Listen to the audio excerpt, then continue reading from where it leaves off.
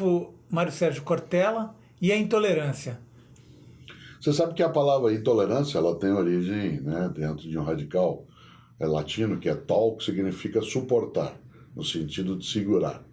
Por isso, tolerar é segurar. Intolerante é todo aquele ou toda aquela que recusa a existência daquilo que ela não segura. Uma pessoa intolerante é aquela que acha que a única referência que existe na vida é o ponto de vista que essa mesma pessoa carrega, e quem não é desse modo ou é exótico, ou é estranho, ou não é humano.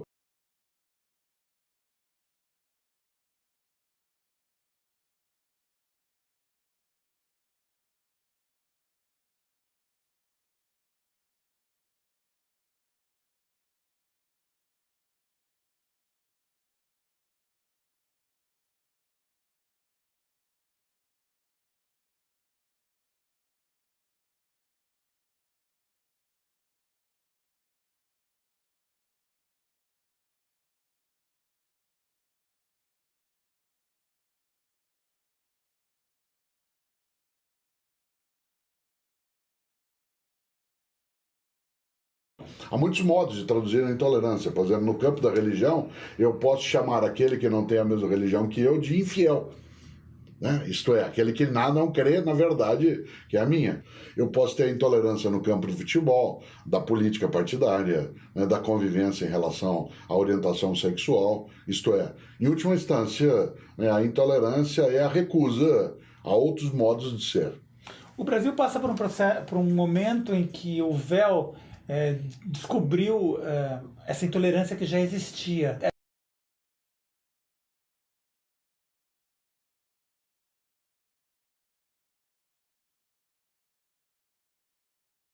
A gente passa por um processo novo de intolerância no Brasil, ou ele sempre existiu e ele só foi agora revelado? O Brasil tem uma novidade no último meio século, né, que foi a urbanização acelerada, portanto, a formação de grandes centros urbanos, em que o anonimato é mais possível e a não hegemonia de um único grupo também se torna mais presente. Exemplo, há 50 anos, se eu não fosse da religião dominante na sociedade, no caso do Brasil, a católica, eu não fazia negócio, eu não podia ter um comércio numa cidade menor. Isso significa que a hegemonia do mundo católico no campo religioso permitia que não houvesse a intolerância, porque não havia como se contrapor a ela. Portanto, a lógica de uma sociedade que se tornou muito mais aberta admitiu que viessem à tona coisas que antes não tinham seu lugar. Só é possível a relação de intolerância se tiver diversidade. We stand with the people of Orlando, who have endured a terrible attack on their city. This is an especially heartbreaking day for all of our friends, our fellow Americans who are lesbian, gay, bisexual, or transgender. Although it's still early in the investigation, we know enough to say that this was an act of terror and an act of hate. Em grande medida, o que permite, por exemplo, que algo aconteça como aconteceu nos Estados Unidos, né, na cidade de Orlando, é a dificuldade nossa de desvincularmos algumas dessas situações daquilo que é o apelido que aquele grupo recebe. Por exemplo, as 49 pessoas que foram assassinadas dentro da boate, elas não eram gays, elas eram seres humanos. Certo? Quando você tem refugiados que morrem nas praias da Turquia, eles não são refugiados, eles são seres humanos.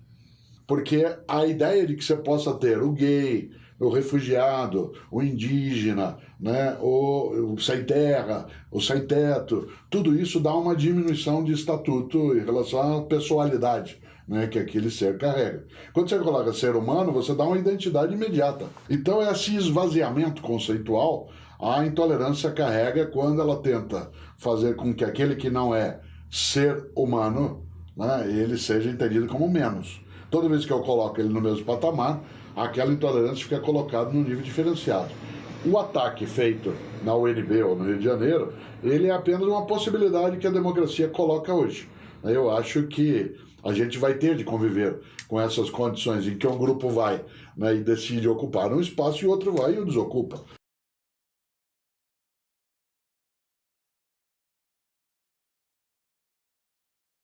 Nesse movimento, as intolerâncias aí, elas são de natureza diferente. Eu acho bom demais que isso possa vir à tona, né, no Brasil, porque quando ele é disfarçado, ele é muito mais perigoso.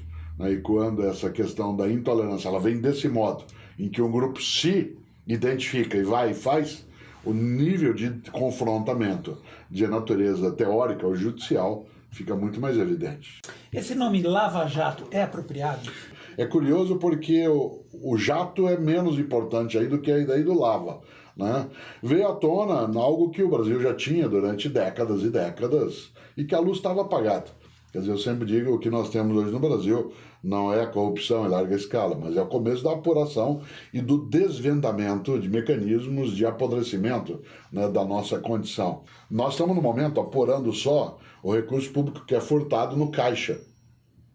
Falta a segunda operação, que é aquele que impede que ele chegue ao caixa, que é a sonegação.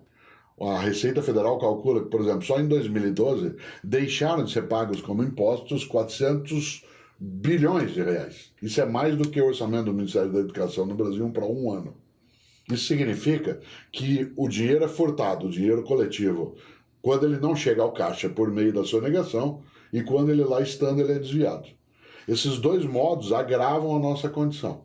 Né? E é claro que essa condição ela faz com que, né, o que nós temos, né, no nosso dia a dia pareça pouco perto do que a gente poderia ter, e é verdade. Cada vez que a gente enxerga hoje uma fila no hospital, né, uma ausência de qualidade de atendimento numa estrutura escolar, né, déficit na área de saneamento, você imagine todos os milhões e milhões. O que é que isso significa de degradação, né, de uma nação? Nessa hora eu concordo com o Darcy Ribeiro, quando ele, por exemplo, na minha área que é a educação, ele dizia que a crise da educação no Brasil não é uma crise, ela é um projeto. Qual é o teu prognóstico para os próximos passos?